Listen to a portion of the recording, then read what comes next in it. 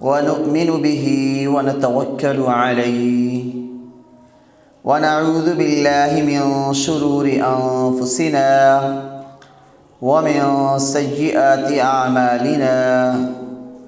من يهده الله فلا مضل له ومن يضلله فلا هادي له وأشهد أن لا إله إلا الله وحده لا شريك له وأن محمدا عبده ورسوله أما بعد فإن خير الحديث كتاب الله وخير الهدي هدي محمد صلى الله عليه وآله وسلم وشر الأمور محدثاتها وكل محدثة بدعة وكل بدعة ضلالة وكل ضلالة في النار. قال الله تبارك وتعالى في القرآن المجيد اور ہم ان کے نقش قدم پر چل کر دنیا اور آخرت میں کامیاب ہو سکیں. اور اس کے بعد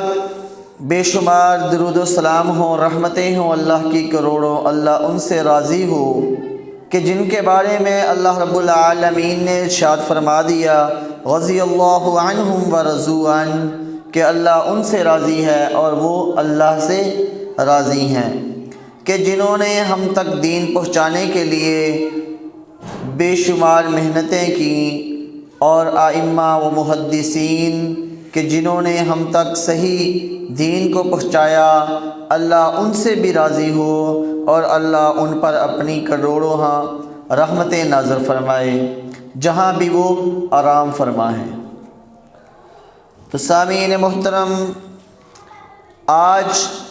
ہم جس موضوع پر گفتگو کریں گے وہ موضوع یہ ہے کہ آپ صلی اللہ علیہ وسلم کو مبعوث کس کے لیے کیا گیا اور آپ کو کن کن چیزوں کا حکم دیا گیا جو آپ نے ہم تک پہنچائی. اس میں سے چند ایک بیان کرنے کی میں کوشش کروں گا. تو جو سب سے پہلی تھی بات وہ یہ تھی کہ جب آپ صلی اللہ علیہ وسلم مبعوث ہوئے تو جو امام جتنے بھی انبیاء اکرام مبعوث ہوئے ان کے مبعوث ہونے کا ایک مقصد یکساں تھا کہ وہ مقصد ابراہیم علیہ السلام کا بھی تھا، نوح علیہ السلام کا بھی تھا، موسیٰ علیہ السلام کا بھی تھا، عیسیٰ علیہ السلام کا بھی تھا. جتنے بھی انبیاء کرام سے سب کا وہی مقصد تھا. وہ مقصد کیا تھا؟ وَلَقَدْ بَعَثْنَا فِي كُلِّ أُمَّةٍ رَسُولًا أَنِ اعْبُدُوا اللَّهَ وَاجْتَنِبُوا الطَّاغُوتَ، اور تحقیق ہم نے ہر امت میں رسول بھیجا، اور رسول بھیجنے کا اللہ تبارک و تعالی نے مقصد بھی بتلا دیا، یہ کہ تم اللہ کی عبادت کرو اور طاغوت سے بچ جاؤ. طاغوت سے اجتناب کرو، طاغوت سے بچنا ہے. تو طاغوت ہر اس چیز کو کہا جائے گا جس کی اللہ کے علاوہ عبادت کی جائے، چاہے وہ لات و منات ہوں، عزا و حبل ہوں، یا آج ہمارے ہاں جن کی عبادت کی جا رہی ہے اللہ کے علاوہ، وہ سب کے سب طاغوت ہیں. چاہے جیسے کہ ہمارے پڑوسی ملک میں تقریباً 83,000 مخلوقات کی عبادت کی جاتی ہے. انہوں نے بندر، سانپ، کوئی ادنا سے ادنا چیز بھی نہیں چھوڑی. تو وہ تمام ان چیزوں کی عبادت کرتے ہیں جن کی پہلی امتیں عبادت کیا کرتی تھی. تو پہلی امتیں ان سے بہتر تھیں کیونکہ وہ یا تو چاند ستاروں کی عبادت کرتے تھے یا بتوں کی عبادت کرتے تھے. لیکن آج ہماری قوم اس حد تک گر چکی ہے کہ بعض لوگ ایسے بھی ہیں جو قبروں کو جا کر سجدہ کرتے ہیں، ان کے سامنے جھکتے ہیں، وہاں پر نیازیں چڑھاتے ہیں کہ یہ ہم اس کے نام پر دے رہے ہیں، اور جو بھی چیز غیر اللہ کے نام پر ہو وہ اسلام میں حرام ہے۔ من ذبح لغیر اللہ فقد اشرک، کہ جس نے بھی غیر اللہ کے نام پہ ذبح کیا، اللہ کے علاوہ کسی اور مخلوق کے لیے ذبح کیا، وہ اس نے تحقیق شرک کیا، تو یہ شرک کے زمرے میں آ جاتا ہے۔ اس کے علاوہ اللہ تبارک و تعالیٰ نے ایک اور جگہ پر ارشاد فرمایا وَمَا أَرْسَلْنَا مِن قَبْلِكَ مِن رَسُولٍ، اور تحقیق ہم نے آپ صلی اللہ علیہ وسلم سے پہلے کوئی رسول ایسا نہیں بھیجا إِلَّا يُوحَىٰ إِلَيْهِ، مگر یہ کہ اس کی طرف وحی کی جاتی تھی أَنَّهُ لَا إِلَٰهَ إِلَّا انا فعبدون، مگر یہی کہ میری عبادت کرو، میرے علاوہ کوئی معبود برحق نہیں۔ اور آپ صلی اللہ علیہ وسلم کے آنے کا جو دوسرا مقصد ہمیں قرآن و حدیث سے ملتا ہے وہ یہ ہے کہ آپ صلی اللہ علیہ وسلم نے لوگوں کو اندھیروں سے نکال کر کتاب اللہ کی تعلیم دی، ان کو کوئی کتاب اللہ کی طرف لے کر آئے، اور اللہ تبارک و تعالیٰ نے ارشاد فرمایا ربنا وابعث فیہم رسولا منہم یتلو علیہم آیاتک ویعلمہم الکتاب والحکمہ، اور تحقیق ہم نے ان میں سے ایک رسول مبعوث فرمایا، اور اس رسول کے مبعوث فرمانے کا مقصد یہ تھا کہ وہ لوگوں کو کتاب سکھائے، کتاب و سنت سکھائے، اور ساتھ حکمت بھی سکھائے، وَيُزَكِّيهِمْ، اور وہ ان کو پاک بھی کرے۔ جب وہ کتاب و سنت سیکھیں گے تو وہ پاک ہو جائیں گے۔ اِنَّكَ أَنْتَ الْعَزِيزُ الْحَكِيمُ، بے شک اللہ غالب اور حکمت والا ہے۔ تو اللہ تبارک و تعالیٰ نے اس کا دوسرا مقصد بھی بتلا دیا کہ آپ لوگوں کو حکمت سکھلانے کے لیے، حکمت و دانائی کی باتیں سکھانے کے لیے مبعوث ہوئے، اور ساتھ یہ بھی بتلا دیا کہ آپ کا مقصد اسی آیت کے اندر ایک اور تھا کہ آپ لوگوں کو کتاب اللہ سکھلائیں۔ آج بھی ہم اگر قرآن کو سیکھنا شروع کر دیں تو اللہ تبارک و تعالی ہمیں بلند درجات عطا فرما دے گا۔ اللہ کے رسول صلی اللہ علیہ وسلم نے فرمایا خیرکم من تعلم القرآن وعلمہ، کہ تم میں سے بہترین وہ ہے، بہترین تو لوگ ہوتے ہیں ہر امت میں، لیکن سب سے جو بہترین لوگ ہیں جن کا شمار آپ صلی اللہ علیہ وسلم نے بہترین لوگوں میں فرمایا،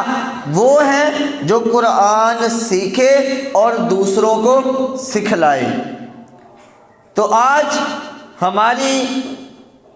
سب سے زیادہ جو ہماری جہالت کی گمراہی کی وجہ ہے وہ یہی ہے کہ ہم قرآن و سنت سے دور ہیں۔ ہم نے کبھی قرآن کو کھول کر دیکھا ہی نہیں۔ کبھی ہمارے مولویوں نے کہہ دیا کہ قرآن کسی مولوی کے بغیر سمجھ نہیں آئے گا، حتیٰ کہ اللہ تبارک و تعالیٰ فرما رہے ہیں وَلَقَدْ يَسَّرْنَا الْقُرْآنَ، کہ ہم نے قرآن کو آسان بنایا ہے، لِلذِّكْرِ فَهَلْ مِن مُدَّكِرٍ أَفَلَا يَتَدَبَّرُونَ الْقُرْآنَ، کیا ہے کوئی، کیوں نہیں تم غور و فکر کرتے قرآن میں؟ تو قرآن میں غور و فکر کا حکم دیا گیا ہے۔ آپ قرآن کو کھولیں۔ آج کل ہمارے ہاں جدید سہولتیں ہیں، اگر جیسا کہ پہلے مولوی فتویٰ دیتے تھے کہ مولوی کے بغیر قرآن نہ سیکھو، آج کل وہ بھی بات نہیں ہے۔ آپ قرآن سیکھیں، ساتھ ترجمہ لکھا ہوا ہے، اس کے بعد نیچے تشریح بھی لکھی ہوئی ہے۔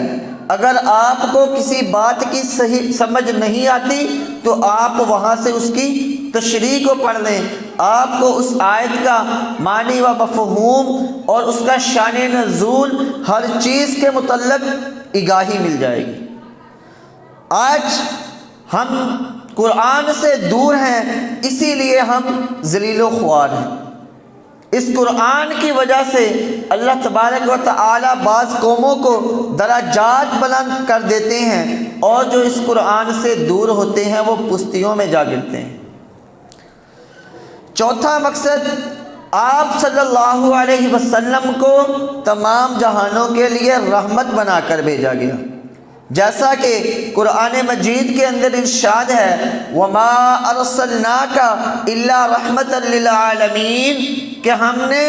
آپ کو تمام جہانوں کے لیے رحمت بنا کر بھیجا ہے۔ آپ صلی اللہ علیہ وسلم نے ارشاد فرمایا انی لم ابعث لعانا ولکن ابعث رحمہ، کہ میں لوگوں کے اوپر لعنتیں بھیجنے والا بنا کر نہیں بھیجا گیا، بلکہ میں رحمت بنا کر بھیجا گیا ہوں۔ اور صرف انسانوں کے لیے نہیں، آپ صلی اللہ علیہ وسلم نے جانوروں کے ساتھ بھی رحم کرنے کا حکم دیا، اور آپ صلی اللہ علیہ وسلم نے ارشاد فرما دیا لیس منا من لم یرحم صغیرنا ولم یعمر کبیرنا، کہ وہ ہم میں سے نہیں جو چھوٹوں پر رحم نہ کرے اور بڑوں کی توقیر نہ کرے، ان کی عزت نہ کرے۔ تو یہ چھوٹوں کے ساتھ شفقت کا معاملہ اور بڑوں کے ساتھ عزت کا معاملہ یہ دین کا ایک حصہ ہے۔ اگر ہم یہ نہیں کریں گے تو ہم اپنے آپ کو مسلمانوں میں شمار نہیں کر سکتے۔ آپ صلی اللہ علیہ وسلم کے آنے کا پانچواں مقصد لوگوں کو خوشخبریاں دینا اور لوگوں کو ڈرانا بھی تھا، جیسا کہ قرآن مجید کے اندر اللہ تبارک و تعالی ارشاد فرماتے ہیں وَمَا نُرْسِلُ الْمُرْسَلِينَ إِلَّا مُبَشِّرِينَ وَمُنذِرِينَ، کہ ہم تو اپنے رسولوں کو صرف اسی لیے بھیجتے ہیں کہ وہ لوگوں کو خوشخبریاں دیں اور انہیں ڈرائیں۔ خوشخبریاں ان کے لیے جنت کی ہیں، جہاں پر ہمیشہ والی زندگی ہے جو کبھی ختم نہیں ہوگی، اور ڈرانا اللہ تبارک و تعالیٰ کے ساتھ شرک کرنے سے ہے، اور جہنم سے ڈرانا ہے کہ تم جہنم سے بچ جاؤ اور اللہ تبارک و تعالیٰ کے مقرب بندوں میں شمار ہو جاؤ۔ جیسا کہ ایک اور جگہ پر اللہ تبارک و تعالیٰ ارشاد فرماتے ہیں رسولا مبشرین و منذرین لئلا یکون للناس علی اللہ حجہ، کہ ہم نے رسولوں کو بھیجا خوشخبریاں سنانے والے اور ڈرانے والے، یہ اس وجہ سے ہے تاکہ ان کے اوپر حجت قائم ہو جائے بعد الرسل، رسول آنے کے بعد، کہ جب ایک قوم کے اندر رسول آ گیا ہے لوگوں کو ڈرانے والا، ان کو خوشخبریاں دینے والا، لیکن اگر قوم اس کے بعد بھی اللہ تبارک و تعالیٰ کے احکامات کو نہیں مانتی اور اپنے آپ کو جہنم سے نہیں بچا سکتی، تو پھر اس قوم کے اوپر اللہ تبارک و تعالیٰ کی طرف سے حجت قائم ہو گئی۔ اللہ تبارک و تعالی ہر بندے تک حق کو پہنچاتے ہیں اس کے دنیا سے جانے سے پہلے تاکہ وہ حق پر چل کر خود کو جہنم سے بچا سکے، لیکن اس کے باوجود اگر انسان اپنے آپ کو جہنم سے آزاد نہ کروائے تو یہ اسی کی بدبختی ہے۔ اور آپ صلی اللہ علیہ وسلم آئے تو آپ صرف اپنی قوم کو، جیسا کہ انبیاء کرام آتے تھے وہ صرف اپنی بستی کو، اپنے لوگوں کو، اپنے قبیلے والوں کو ڈرانے کے لیے آتے تھے، لیکن جب آپ صلی اللہ علیہ وسلم کی باری آئی تو اللہ تبارک و تعالیٰ نے ارشاد فرما دیا، قل یا ایھا الناس، کہہ دیجئے اے لوگو، یہ نہیں کہا اے میری قوم، بلکہ یہاں پر لوگوں کو مخاطب کیا گیا، انما انا لکم نذیر مبین، کہ میں تمہارے لیے ڈرانے والا ہوں واضح طور پر۔ تو اس سے ہمیں یہ سبق ملتا ہے کہ ہم اللہ تبارک و تعالی سے ڈر جائیں اور اپنے آپ کو جہنم سے بچا کر جنت الفردوس کے اندر داخل کرنے والا بنا لیں۔ اور آپ صلی اللہ علیہ وسلم کے آنے کا جو چھٹا مقصد تھا وہ یہ تھا کہ لوگوں کو تقوی پیدا ہو لوگوں کے اندر، اور ان کی تزکیہ کی طرف دعوت دینا بھی تھا۔ تو آپ صلی اللہ علیہ وسلم نے لوگوں کو ایک مقصد دیا کہ اپنے آپ کو پاک کر لو، اپنے آپ کی اصلاح کر لو اور کتاب کے اوپر چلو جو اللہ تبارک و تعالیٰ نے نازل فرمائی ہے، اور اپنے آپ کو جہنم سے بچا لو، جیسا کہ اللہ تبارک و تعالیٰ اس ضمن میں آیت نازل فرماتے ہیں اور فرماتے ہیں، هو الذی بعث فی الامیین، ہم نے مبعوث کیا آپ کو ان پڑھ لوگوں میں، رسولا منہم، ایک رسول انہی میں سے، یتلو علیہم آیاتہ، وہ پڑھتا تھا ان پر آیات، ویزکیہم، اور وہ پاک کرتا ہے ان کو، کہ وہ پستیوں میں گرے ہوئے تھے اور آپس میں اتنے قوموں میں ایسیوں میں شمار ہوتے تھے جہاں پر آپ صلی اللہ علیہ وسلم مبعوث ہوئے، جو دنیا کی بدترین قوم تھی، جو اپنی بیٹیوں کو زندہ جھنگول کر دیا کرتی تھی، لیکن جب اس قوم نے آپ صلی اللہ علیہ وسلم کی پیروی کی، آپ صلی اللہ علیہ وسلم کی اطاعت کو قبول کیا، تو وہ دنیا کی سب سے مہذب قوم بن گئی، اور ایسا پاک کیا اپنے آپ کو کہ اللہ تبارک و تعالی ان کی اصلاح کے لیے فرشتوں کو نازل فرمایا کرتے تھے، انسان کی شکل میں جبرائیل علیہ السلام آپ صلی اللہ علیہ وسلم کے پاس آتے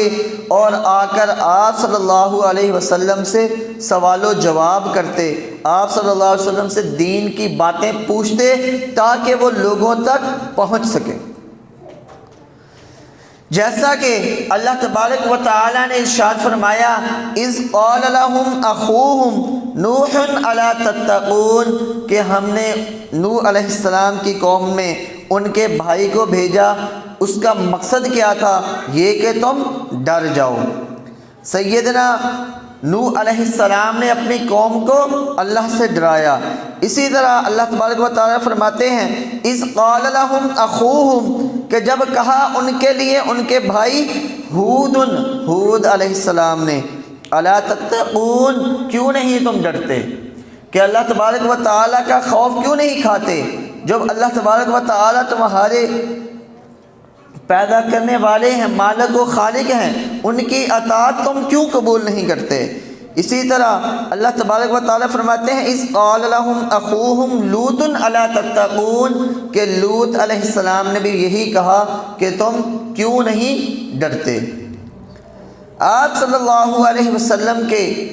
آنے کا 7واں مقصد یہ تھا کہ آپ لوگوں کو خوش اخلاق بنائیں، انہیں اخلاق اعلیٰ سکھائیں، جیسا کہ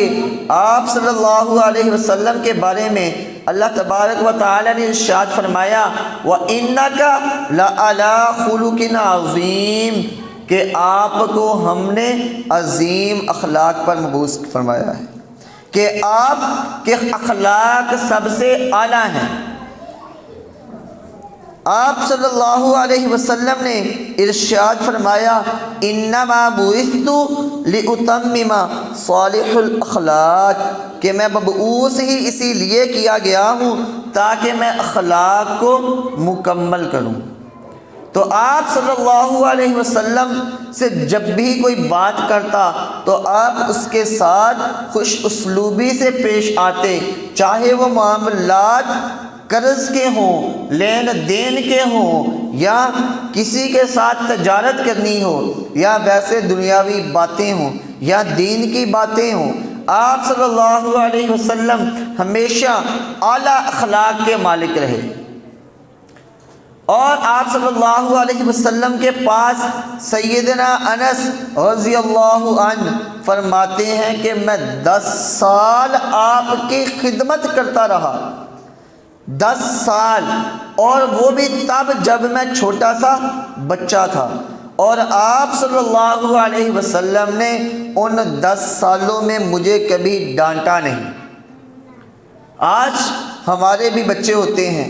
ہم بھی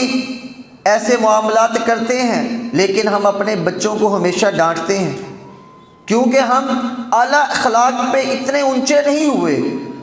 یہ آپ صلی اللہ علیہ وسلم کا اخلاق تھا کہ حضرت انس فرماتے ہیں کہ میرے سے کئی دفعہ غلطیاں ہوئیں، کوتاہیاں ہوئیں، جہاں پر کہ مجھے اصلاح کی ضرورت تھی، تو آپ صلی اللہ علیہ وسلم نے مجھے صرف اتنا فرماتے کہ ایسا نہ کرو، یا مجھے کبھی آپ صلی اللہ علیہ وسلم نے ڈانٹا بھی نہیں کہ تم نے یہ کام کیوں کر دیا۔ ایک دفعہ حضرت انس فرماتے ہیں کہ میں گھر سے نکلا کسی کام کے لیے اور میں لیٹ ہو گیا، باہر گیا، بچے کھیل رہے تھے، میں بھی ان کے ساتھ کھیلنے میں مشغول ہو گیا، تو آپ صلی اللہ علیہ وسلم مجھے دیکھتے ہوئے آئے، تو آ کر اگر ہم جیسا ہوتا تو ایک لگاتا پیچھے سے، کیونکہ ہمارے اندر برداشت کم ہے، تو آپ صلی اللہ علیہ وسلم نے ان کے ساتھ حسن اخلاق سے پیش آئے اور ان کو لے کر ساتھ چلے گئے،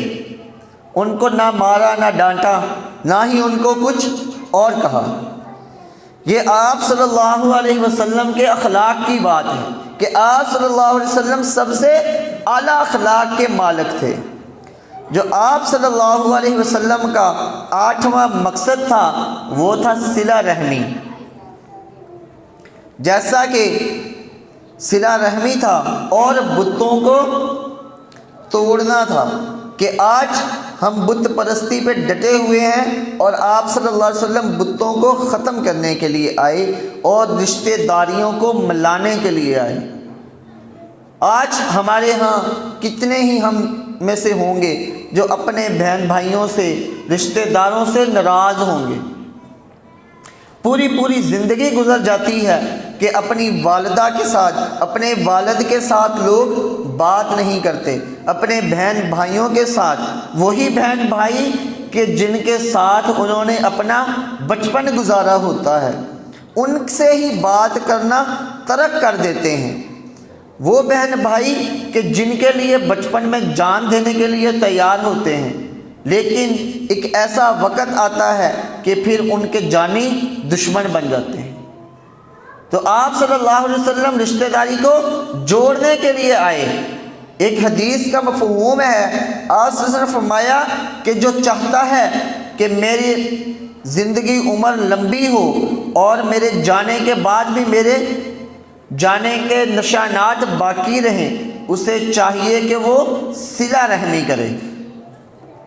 جو صلہ رحمی ہے، آپس میں رشتہ داریوں کو جوڑنا ہے، یہ کوئی چھوٹا معاملہ نہیں، یہ بہت بڑا معاملہ ہے۔ اس سے زندگی میں برکت ہو جاتی ہے، اور انسان کی زندگی میں اللہ تبارک و تعالیٰ ایسی برکتیں نازل فرماتا ہے کہ وہ چھوٹی عمر میں بھی بڑے بڑے کام کر جاتا ہے۔ لازمی نہیں ہے کہ اس کی عمر بڑھا دی جائے، 50 سال تھی 100 سال ہو گئی، نہیں، بلکہ اس کی عمر میں برکت ہو جاتی ہے۔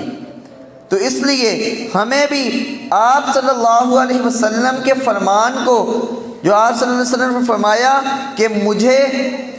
ارسلنی بصلۃ الارحام، مجھے اس لیے بھیجا گیا ہے کہ میں رشتہ داریوں کو جوڑوں، رشتہ داریوں صلہ رحمی کو جوڑوں، اور بتوں کو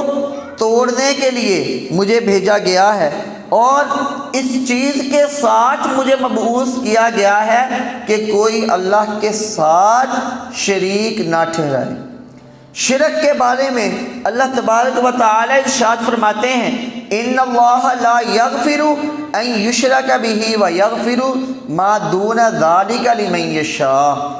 کہ شرک اللہ تبارک و تعالی معاف نہیں فرمائیں گے، اس کے علاوہ جو بھی گناہ ہوں گے چاہے وہ زمین سے لے کر آسمان تک ہوں، اگر اللہ تبارک و تعالی چاہیں گے تو معاف کر دیں گے۔ لیکن جو انسان حالت شرک میں فوت ہو گیا کہ وہ کسی کو اللہ کے ساتھ شریک ٹھہراتا تھا یا کسی ویسا ہی شرک کرتا تھا، اس کے علاوہ بھی شرک ہو سکتا ہے،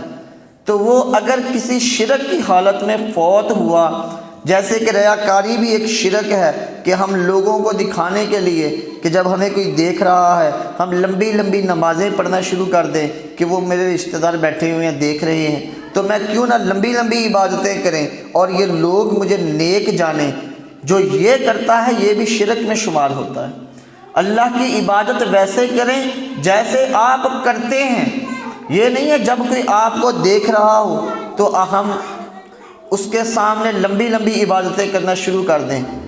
چاہے کبھی مسجد میں آ کر 2 رکعتیں نہ پڑھی ہوں لیکن ہمارے ساتھ مہمان ہے، ہم اس مہمان کو دکھانے کے لیے 2 رکعتیں پڑھیں گے تو وہ ہم نے اس کی رضا کے لیے پڑھی ہیں، اس کو خوش کرنے کے لیے پڑھی ہیں، پھر اس کا ہمیں ثواب نہیں بلکہ گناہ ملے گا۔ تو اللہ تبارک و تعالیٰ سے دعا ہے کہ اللہ تبارک و تعالیٰ ہمیں تمام قسم کے شرک سے اور اس کے علاوہ اپنی خالص عبادت کرنے والا بنائے، اور ہمارے جو صغیرہ و کبیرہ گناہ ہیں ان کو معاف فرمائے۔ وآخر دعوانا ان الحمد للہ رب العالمین۔